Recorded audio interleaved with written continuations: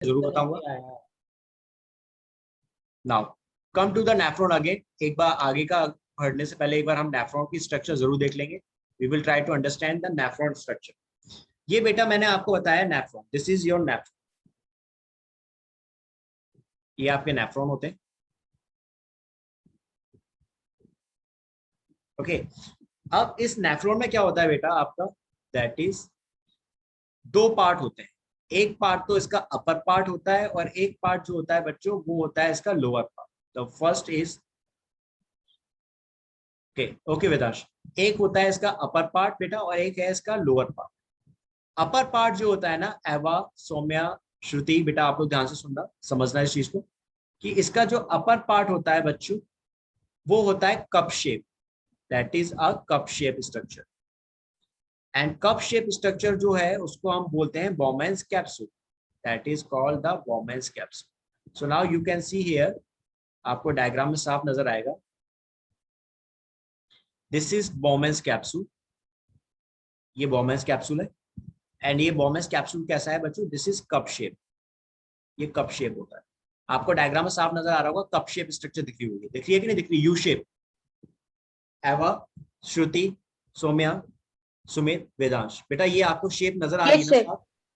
You can relate this? Yes sir. Good, that is your cup shape structure. And now ये जो cup shape structure होती थी, अब आपको थोड़ा और बेटर नजर आएगा। ये आपकी रेड कलर मैंने जो क्या दिखाई है, that is U shape structure, that is Bowman's capsule. ये कप शेप है। ये इसका सबसे ऊपर का पार्ट है नेफ्रॉन का। इसका जो लोअर पार्ट होता है नेफ्रॉन का, ये ट्यूब लाइक स्ट्रक्चर होती है। तो ये ट्यूब जो होती है आपकी यहां से होते हुए अल्टीमेटली आपकी कलेक्टिंग डक्ट में जाके ओपन होती है, this is your collecting duct. तो इस कलेक्टिंग डक्ट में आपका नेफ्रॉन का दूसरा पार्ट जो है वो ओपन हो रहा है। तो नाउ यू अंडरस्टैंड, आपके नेफ्रॉन की दो पार्ट है, एक अपर पार्ट है जो कप शेप है, इसको हम बॉमेंस कैप्सूल कह रहे हैं, and lower part tube shape है। ट्यूब शेप है और ये कहाँ ओपन हो रही है, कलेक्टिंग डक्ट में ओपन हो रही है। Is it clear now? Yes sir. Okay एवा, श्रुति, sir. बेटा आप लोग यू आर ऑल्सो इम्पोर्टेंट, आप लोग बताएं मुझे प्लीज, है ना? सोम्या बच्चे you also, is it clear to everyone? Yes sir. ठीक है, अब आ जाओ नाउ, चलो गुड बेटा, अब आ जाओ नाउ। इस ये जो आपका बॉमेंस कैप्सूल है यू शेप जो है, इसके अंदर बेटा आपकी आती है that is capillaries, and these capillaries are called glomerulus capillaries. Capillaries आपका वो पार्ट होती है, वो ब्लड वेसल्स हैं जो आपकी आर्टरी और आपके वेन्स को आपस में कनेक्ट करती है। तो आपकी किडनी के अंदर जो आपका कहें तो आपका जो ब्लड है जिसमें आपके एस्क्रिटी वेस्ट प्रेजेंट है, जिसमें आपका वेस्ट मटेरियल प्रेजेंट है, तो वेस्ट कंटेनिंग जो ब्लड होता है आपका वो आपकी किडनी में रीनल आर्टरी के थ्रू आता है।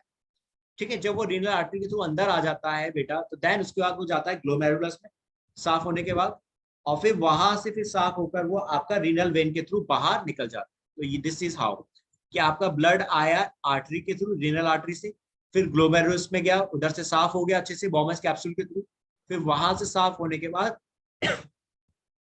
ये ब्लड आपका कहां से आया, देन सीधा ब्लू कलर का जो देख रहे हो ना वेन आपको, that is renal vein.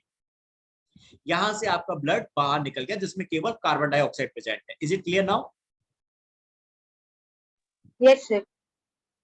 Yes sir. Shruti बेटा आपको भी समझ में आ गई ना ये वाली बात? Yes sir. गुड, सर मुझे नहीं आई सर समझ में, एक और बार सर। कोई नहीं बेटा, लो मैं इसको फ्लो चार्ट में बता देता हूं। ये देखो, ये फ्लो चार्ट में मैंने बताया था पूरा। हमने देखा भाई, हमारा जो किडनी है उसकी हमारी जो नेफ्रॉन है उसके दो part, that is it has two parts, एक अपर पार्ट है और इसका lower part. Upper part cup shape होता है जिसको हम कहते हैं बॉमेंस कैप्सूल, लोअर पार्ट आपका ट्यूब शेप है जिसको हम जो कहा जाके ओपन हो रहा है कलेक्टिंग डक्ट में ओपन होता है। अब आपके जो भी ब्लड आता है बेटा, वो आपका ब्लड सारा का सारा आर्टरी के through, that name is renal artery. जो ये आर्टरी है इसका नाम क्या है आपका, रीनल आर्टरी। इसके थ्रू आपका ये ब्लड किडनी के अंदर एंटर होगा। ठीक है, फिर इसके बाद आपकी यहाँ पे रीनल आर्टरी और रीनल वेन को आपस में जोड़ने के लिए कैपिलरीज प्रेजेंट होती हैं, that is called glomerulus capillaries. ठीक है, ये ग्लोमेरुलस कैपिलरीज कहाँ प्रेजेंट है, बॉमेंस कैप्सूल में प्रेजेंट। तो रीनल आर्टरी से जो भी ब्लड आया जिसमें आपका क्या था, नाइट्रोजनस वेस्ट थे, that contain nitrogenous waste, urea जिसमें था और दूसरे आपके वेस्ट प्रेजेंट थे, वो सारे ग्लोमेरुलस कैपिलरी से आपके रीनल वेन में गए। लेकिन रीनल वेन में जो आपका ब्लड आया था वो सारा का सारा क्या कंटेनिंग था, सिर्फ कार्बन डाइऑक्साइड कंटेनिंग ब्लड था, यानी बाकी सारा वेस्ट आपका बोमेन्स कैप्सूल के थ्रू अलग हो गया। Is it clear now? Sir मतलब ग्लोमेरुलस जो है वो कैपिलरीज हैं। एग्जैक्टली बेटा, आपकी रीनल आर्टरी से जब ब्लड आएगा, ठीक है, आपका ब्लड रीनल आर्टरी से आया एंड देन यहां से ये ब्लड रीनल आर्टरी के थ्रू कहां पहुंचा, ग्लोमेरुलस कैपिलरी में।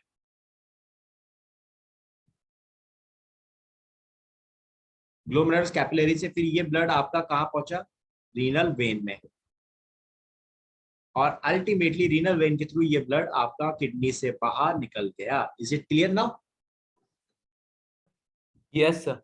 है ना? और जो ब्लड रीनल वेन से बाहर निकला एवा बेटा, उसमें क्या था, what is present in a blood which is coming outside from kidney? Sir may I? Just Sir, give me a moment. CO2. Very good beta, that is CO2. And जो blood आपका renal artery में enter हो रहा था उसमें क्या था, nitrogenous waste. So now is it clear to everyone बच्चों? Please tell me. Yes, sir. Yes sir. Yes, Sure? sir. Okay, श्रुति, सोम्या बेटा आपको भी समझ में आ गई ये वाली बात? Yes, sir. Yes, sir. Good बेटा, गुड, वेरी गुड। तो ये चीज हमने लास्ट क्लास में देख ली थी और समझ ली थी, इसके बारे में हमने लास्ट क्लास में देखा था और समझा था। ठीक है एवा बेटा, दैट इज, सिर्फ हमने ये चीज देखी थी, आपको मैंने मेन चीज Yes, समझा sir. दी। चलो अब आ जाते हैं now next point.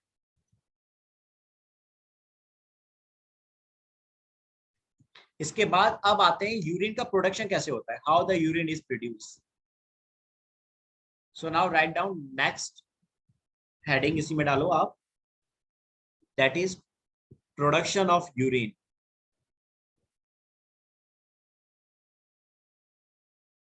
Write down this heading, production of urine.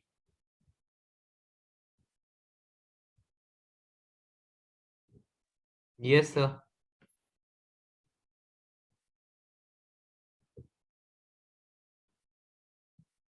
चलो बेटा राइट डाउन, इसमें लिखो सबसे पहले, the blood present in glomerulus is rich in nitrogenous waste। मैंने अभी आपको बताया था, आपका जो ब्लड रीनल आर्टरी से आता है वो आपकी कहाँ जा रहा है, ग्लोमेरुलस कैपिलरीज में, और ग्लोमेरुलस कैपिलरीज कहाँ प्रेजेंट थी, अभी हमने डायग्राम में देखा था, बोमेन्स कैप्सूल में। तो इसीलिए आपका जो ब्लड ग्लोमेरुलस कैपिलस में आता था उसके अंदर क्या प्रेजेंट है, nitrogenous waste present, that is rich in nitrogenous waste. ठीक है, नेक्स्ट पॉइंट लिखना, it is filter out across the capillary wall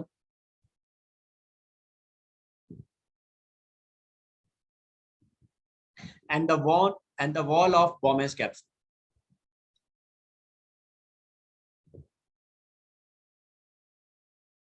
And the wall of Bowman's capsule. That is बच्चों, ठीक है। Now next point,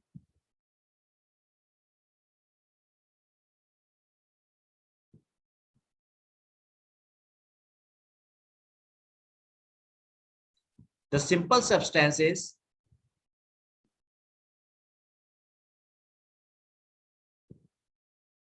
like urea, uric acid, salts, etc. are come in Bowman's capsule,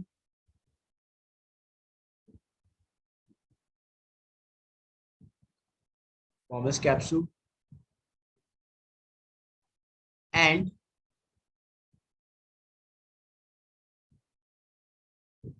the large molecules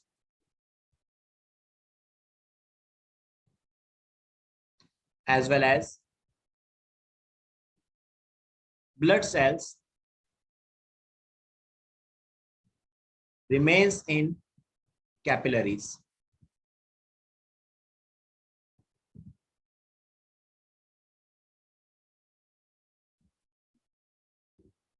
That is remains in capillaries.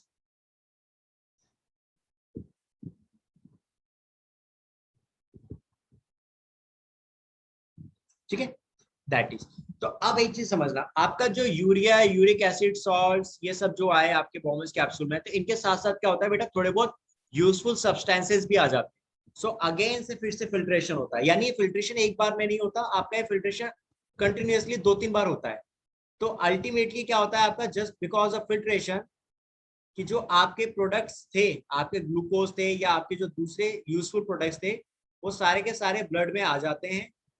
And then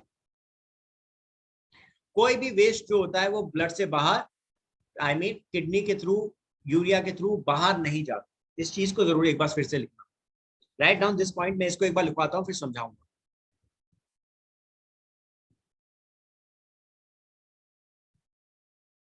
the filtrate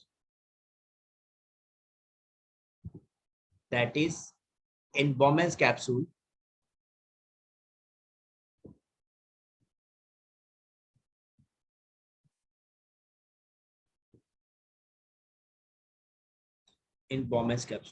the filtrate इसको bracket में, that is Bowman's capsule, like glucose, amino acids,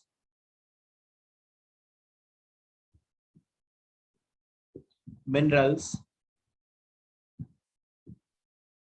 and salts, as well as water, excess water,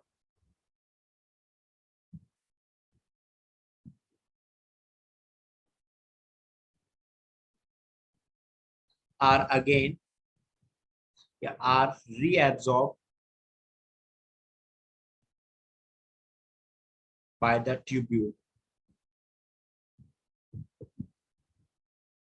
and then enter into blood supply.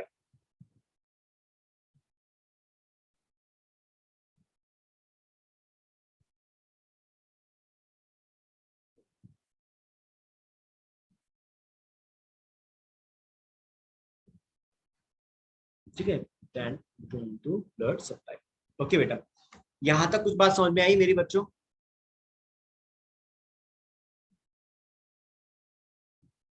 एवा, श्रुति, सौम्या, वेदांश, सुमित, बेटा यहां तक बात आपको कुछ clear हुई? Yes sir. Yes sir. यहाँ पे हमने एक इंट्रोडक्शन देखा। ओके बेटा, हमने अभी क्या देखा कि हमारे रीनल आर्टरी के थ्रू हमारा ब्लड आया, उसमें नाइट्रोजनस वेस्ट, ये सारा का सारा वेस्ट हमारे कहा गया, पहले ग्लोमेरुलस कैपिलरीज। ग्लोमेरुलस कैपिलरीज अभी हमने डायग्राम में देखा था कि कहाँ प्रेजेंट है बेटा, आपके दैट इज आपके बॉम्बेज कैप्सूल के अंदर प्रेजेंट है। ये डायग्राम में देखो, इस डायग्राम के अंदर ही तो आपको ग्लोमेरुलस कैपिलरीज दिख रही है कि नहीं दिख रही है? You can see here, right. इस बॉम्बेज कैप्सूल के अंदर आपकी क्या है, ग्लोमेरुलस कैपिलरीज है।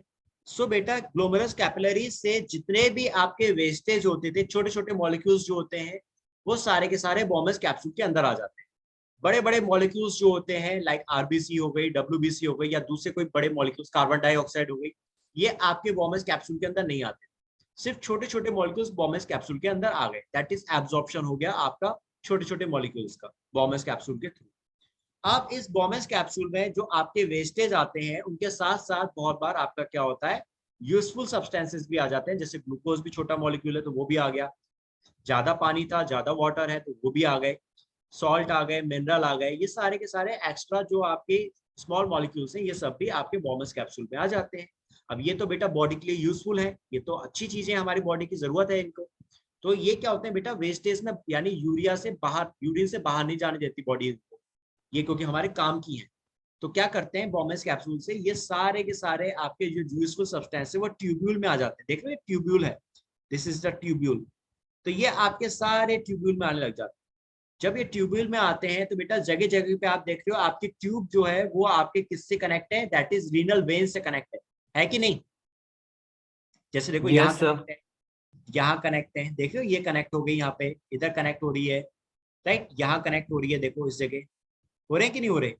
तो जहां जहां पे आपका ये कनेक्शन होता था वेन्स का आपके उनसे ट्यूब्यूल से, तो वहां पे जितने भी यूजफुल सब्सटेंस है वो अगेन फिर से ब्लड सप्लाई में आ जाते हैं, यानी फिर से सीधे कहां पहुंच गए, आपकी वेन्स में पहुंच गए, और फिर रीनल वेन के थ्रू ब्लड में आ गए, और आपका सारा का सारा फिर से यूजफुल ब्लड जो है वो आपकी बॉडी के अलग पार्ट्स में दूसरे दूसरे पार्ट्स में पहुंचा दिया जाता है। एंड जितना भी आपका वेस्टेज था वो ब्लड में नहीं जाता, वो सारा कलेक्टिंग डक्ट में चले जाता है। Is it clear now Saumya, Vedansh, Sumit, Eva? Yes, sir. श्रुति बेटा? Yes, sir. Yes, sir. चलो गुड बेटा। तो ये अभी मैंने आपको स्टोरी लिखवाई थी सिंपल। अब आ जाओ, now come to next point. मैं इसका फ्लो चार्ट भी जरूर दूंगा बना के, आई विल ट्राई, मैं इसका एक फ्लो चार्ट बनाऊं आपके लिए। अब देखो आपके यहाँ पे यूरिन की जब फॉर्मेशन होती है, हमने अभी ओवरव्यू देख लिया, अब समझो यहाँ जब हमारी यूरिन की फॉर्मेशन होती है तो यहाँ 2 स्टेप्स होते हैं। यूरिन की फॉर्मेशन 2 स्टेप्स में कंप्लीट होती है।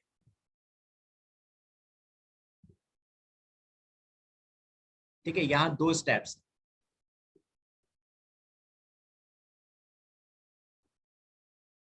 एक दैट इज बेटा आपका ब्लड फिल्ट्रेशन, ऑब्वियसली ब्लड का फिल्ट्रेशन भी हो रहा है। ब्लड फिल्ट्रेशन कहाँ हो रहा है आपका,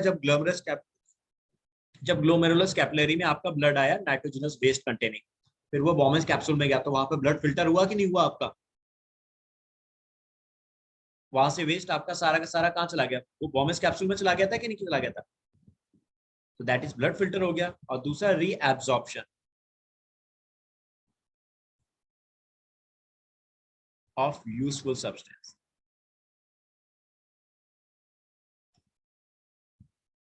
ठीक है, आपके जितने भी ग्लूकोज या दूसरे जो आपके यूजफुल पार्ट्स थे, जो आपके फिल्ट्रेशन के दौरान आपके बॉमेस कैप्सूल में आ गए, और उनकी जरूरत है बॉडी को, क्योंकि वो अच्छे वाले सब्सटेंसेस हैं, that is good for us. So body क्या करेगी, यूरिन से उनको बाहर नहीं जाने देगी, फिर वो वापस आपके कहाँ आते हैं, फिर से आपके ब्लड वेन्स में, यानी आपके ब्लड स्ट्रीम में आ जाते हैं। एंड दैट इज हाउ सिर्फ आपका यूरिन में जो टॉक्सिक वेस्ट है वही बाहर निकलते हैं, दैट इज वही पास आउट होते हैं। Is it clear now? Yes, sir.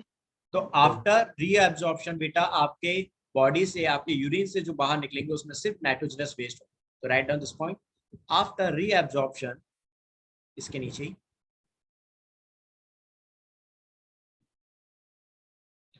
only urea, uric acid, ठीक है, and comma some unwanted salts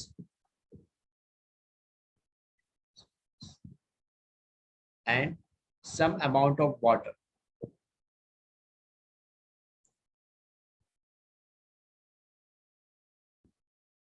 is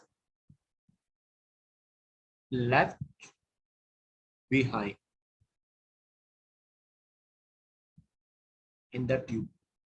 आपकी ट्यूब्यूल में केवल क्या बचा बेटा, सिर्फ यही पार्ट्स बचते हैं रीअब्जॉर्प्शन के बाद, क्योंकि जितना भी यूजफुल मटेरियल थे वो तो ट्यूब्यूल से आपके सीधे कहाँ पहुंच गए, आपके ब्लड स्ट्रीम में पहुंच गए, यानी आपकी ब्लड वेन में आ गए, तो वो तो आपकी रीनल वेन के थ्रू बाहर निकल गए। सिर्फ आपकी ट्यूब्यूल में क्या आ गया, केवल यही पार्ट्स जो अनवांटेड यानी जो टॉक्सिक मटेरियल, केवल यही प्रेजेंट रहता है ट्यूब्यूल में। ठीक है, सो आपका क्या बना, now this liquid forms urine. इसी लिक्विड को हम क्या बोलते हैं, यूरिन कहते हैं।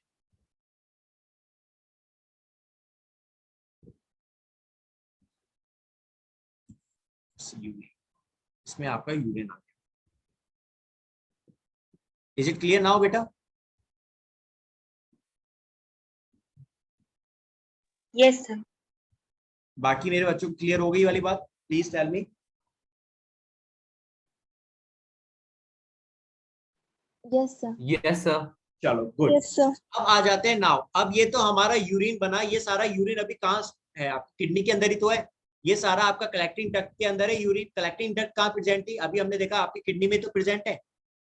चलो एक बार फिर से डायग्राम पे भाग के चलते हैं, फटाफट भागते हैं एंड सी दैट यहाँ पे आपका सारा ये जो ट्यूब्यूल थी, दैट इज ट्यूब्यूल, ठीक है, ये ट्यूब्यूल थी, ये आपकी ट्यूब्यूल यहाँ आ गई, दैट इज फाइनल। और ये ट्यूब्यूल के साथ साथ इसके अंदर क्या प्रेजेंट था, आपका जो नाइट्रोजनस वेस्ट थे, ये सारे के सारे वेस्टेज इस ट्यूब्यूल के थ्रू कहाँ आ गए, कलेक्टिंग डक्ट के अंदर आ गए कि नहीं आ गए?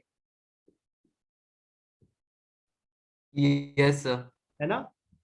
Eva, Soumya, please, and if you are sure, if you are getting each and every point, then please tell me कि आपको समझ में आ रहा है, नहीं समझ में आ रहा है, अगर कोई डाउट है तो प्लीज टेल मी.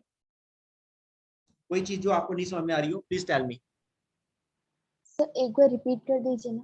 ओके बेटा, है ना? ये कोई बात नहीं, मैं आप मुझे बोल दिया करो, मैं रिपीट कर दूंगा. कोई भी चीज ना आ रही हो अगर समझ में, हल्का सा भी डाउट है, एंड सौम्या एंड श्रुति बेटा, आपसे भी कोई भी हल्का सा डाउट है ना, प्लीज आप मुझे बता सकते हैं, कोई दिक्कत नहीं है.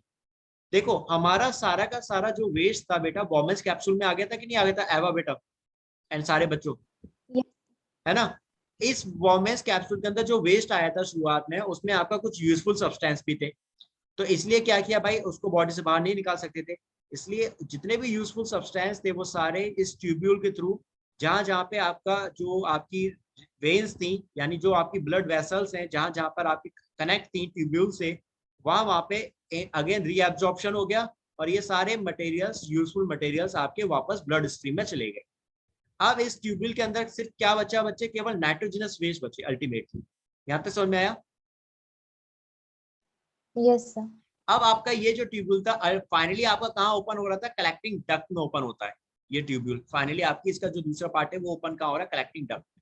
तो कलेक्टिंग डक्ट, जैसे आपका ये बॉमेंस कैप्सूल है, यहाँ से ये यू शेप बॉमेंस कैप्सूल था, इसका ये लोअर पार्ट था, ये जो ट्यूब थी. अब ये ट्यूब आपकी यहाँ से आई, यहाँ से होते होते ये ओपन हो गई दूसरी जगह एक और ट्यूब में, दैट इज कलेक्टिंग डक्ट, इस तरह की. तो अब बात समझ में आ गई बेटी मेरी? This is your Yes, sir. Collecting duct. सबको समझ में आ गई बच्चों मेरे? Yes, sir. ठीक है, तो Yes, अब sir. ठीक है, चलो गुड बेटा. तो ये आपके कलेक्टिंग डक्ट थी, जहां पर आपका फाइनली वेस्ट आ चुका है. तो अभी बेटा ये सारा का सारा जो हमने नेफ्रॉन का स्ट्रक्चर देखा, ये कहाँ था, किडनी के अंदर ही तो है Yes, sir. है ना? एवा बेटा, सौम्या, सुमित, श्रुति, सही तो कह रहा हूँ बेटा? ये नेफ्रॉन Yes, के बारे sir. में तो पढ़ रहे थे, ये अभी Yes, हमारे. sir. Good. Yes, sir. अब यहाँ से आपका किडनी से ये यूरिन कहाँ पहुंचेगा, कोई मुझे बताएगा? मैंने डायग्राम में बताया था, किडनी से आपका Sir, यूरिन, ureter के through वेरी गुड, किडनी से ये यूरिन आपका कलेक्टिंग डक्ट से निकला, यहां से ये कहाँ पहुंचा बेटा, आपके यूरेटर. यूरेटर से ये यूरिन आपका कहाँ पहुंचता है बेटा, दैट इज यूरिनरी, urethra. ना Sir, यूरिनरी ब्लैडर. urethra में. पहले यूरिनरी ब्लैडर में आएगा ना बच्चे, यहाँ आपका यूरिन स्टोर हो जाता है. ठीक है, यूरिनरी ब्लैडर में आपका यूरिन स्टोर रहता है, क्योंकि ये एक आपका sac like structure, this is a sac like structure. Sac बोले तो पॉलिथीन लाइक स्ट्रक्चर, है ना?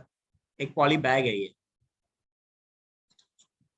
तो ये स्टोर कर रहा है, it will store the urine. ठीक है, अब यहां से आपका देन फाइनली आपका यूरिन जो होता था, यूरेथ्रा के थ्रू पास आउट कर दिया जाता है. यूरिन जो होता है पास आउट हो जाता है. इज इट क्लियर नाउ बच्चों सभी को? बताओ, is it clear to everyone now? Yes, sir. Yes, sir. ठीक है, इस फ्लो चार्ट को आप लोग, इंपॉर्टेंट है, मैंने पूरी कहानी को आपको फ्लो चार्ट की फॉर्म में बता दिया. This is how. नाउ अब आ जाओ नेक्स्ट पॉइंट पे. लास्ट पॉइंट है आपका, that is normally in an adult, the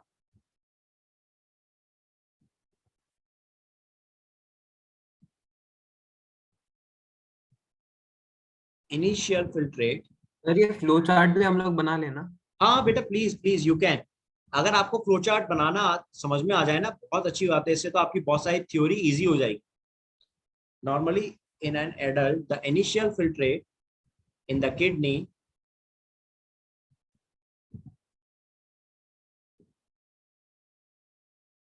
is about 180 liters.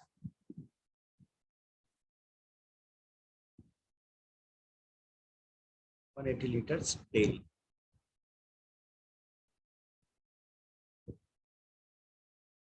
However, in an adult human, however, the urine is 1.5 to 2 liters a day.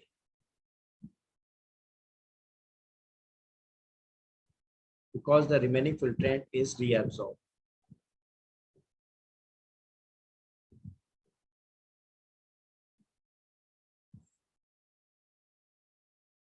Is reabsorbed.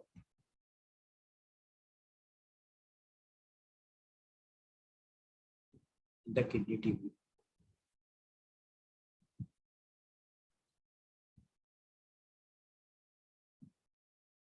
Is reabsorbed the kidney tubule. बात समझ में आई मेरी बच्चों सभी को? Now is it clear to everyone? एक adult Yes, की sir. बात करें तो हमारे एडल्ट में जैसे मेरी बात करूं या कोई और एडल्ट की बात करूं तो नॉर्मली हर दिन 180 लीटर हमारी किडनी फिल्ट्रेशन करती है। यानी जो भी पानी मैं पी रहा हूँ या जो भी मैं चीज खा पी रहा हूँ उसमें से सारा नाइट्रोजनस वेस्ट को और सारे यूजफुल सब्सटेंस को अलग करती है। तो टोटल फिल्ट्रेशन डेली कितना होता है? दैट इज 180 लीटर्स होता है हमारी किडनी की capacity daily. 180 litre you can understand, 180 litre बहुत ज्यादा हो। तो छोटी सी किडनी 180 लीटर 180 लीटर वाट जो है आपका फिल्ट्रेशन कर रही है डेली। लेकिन इसमें से यूरिन की फॉर्म में कितना बाहर निकलता है बॉडी से? दैट इज सिर्फ 1.5 लीटर से 2 लीटर। सोच रहे हो यानी कितना ज्यादा फिल्ट्रेशन कर रही है, लेकिन उसमें से कितना कम अमाउंट है 1.5 से 2 लीटर जो आपका बॉडी से यूरिन की फॉर्म में बाहर जा रहा है। बचा हुआ सारा फिल्ट्रेट कहाँ जा रहा है? क्योंकि उस बचे हुए फिल्ट्रेट में आपका सारा क्या प्रेजेंट है बेटा? सिर्फ और सिर्फ यूजफुल मटेरियल प्रेजेंट है। सो दैट्स वाई वो सारे यूजफुल मटेरियल जो होते हैं बॉडी यानी आपकी किडनी ट्यूब्यूल्स जो होती हैं उनको क्या करते हैं? रीअब्सॉर्ब कर देती है। वो बॉडी से उनको बाहर नहीं जाने देते थे, उनको रीअब्सॉर्ब किया और उनको वापस कहाँ पहुंचा दिया? वेन्स में पहुंचा दिया, ब्लड वेन में, ताकि वो बॉडी में ही यूज होते रहे। Is it clear now? Yes, sir. Yes, sir. Yes, sir. Okay and Saumya and बच्चे आपका Shruti, is it clear to you? Yes, yes. चलो सो ये आपका मैंने बता दिया आज कि यूरिन आपकी किडनी कैसे फंक्शन कर रही है एंड यूरिन की फॉर्मेशन कैसे हो रही है। तो ये हो गया आपका एस्क्रीशन जो हमने समझा। अब अगर किडनी काम करना बंद कर दे तब क्या होगा? तो अब हम इसको देखेंगे। ठीक है, अगर हमारी किडनी काम करना बंद कर दे तो क्या होता है? यानी किडनी फेलियर हो जाए तो दैट इज क्या होता है? नाउ राइट डाउन नेक्स्ट चीज हम जो लिखेंगे,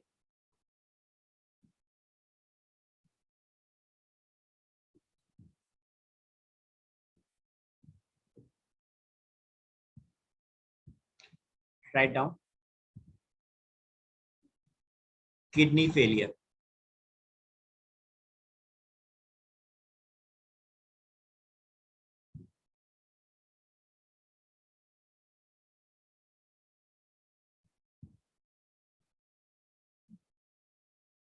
write down heading kidney failure बच्चे।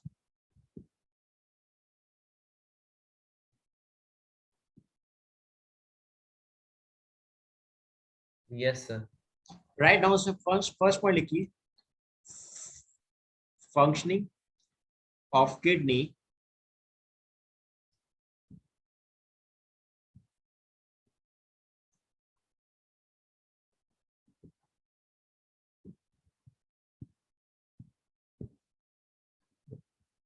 may be affected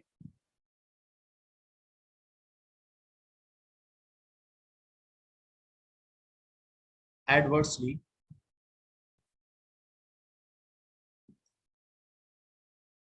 by, first point, infections or injury, infections or injury. Second point, reduced or restricted blood flow.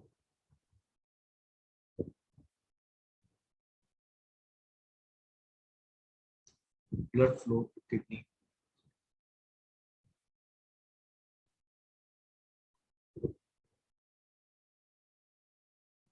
Next point, very high blood pressure.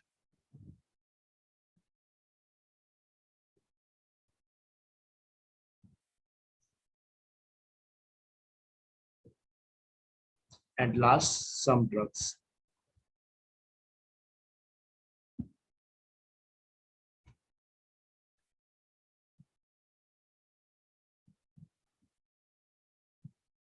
ठीक है बेटा, that is, यानी आपका kidney जो है ठीक से काम ना करे तो किन रीजंस की वजह से हो सकता है, तो that is all. In reasons की वजह से आपकी किडनी ठीक से काम नहीं कर सकती, इट कैन बी पॉसिबल। कुछ क्लियर हुआ बेटा? Yes, sir. Yes, sir. Good बच्चों,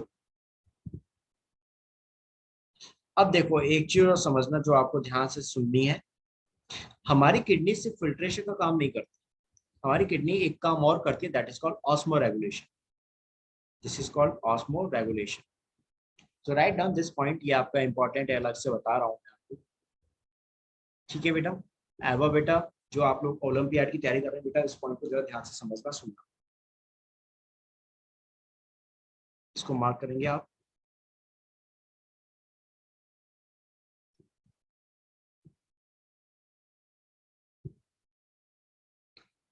दैट इज, इसको लिखोगे apart from excretion, kidneys play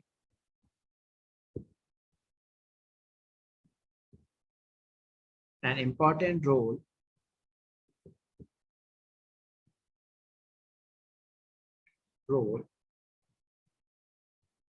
in osmoregulation.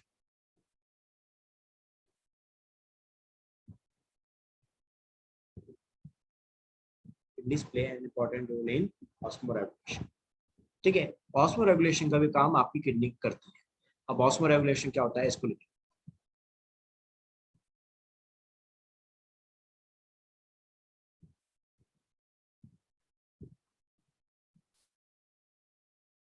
That is, it means maintenance,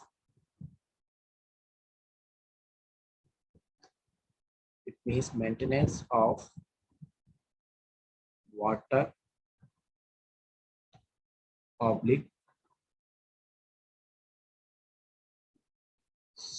salt bracket में soluble contents of the body is called osmoregulation.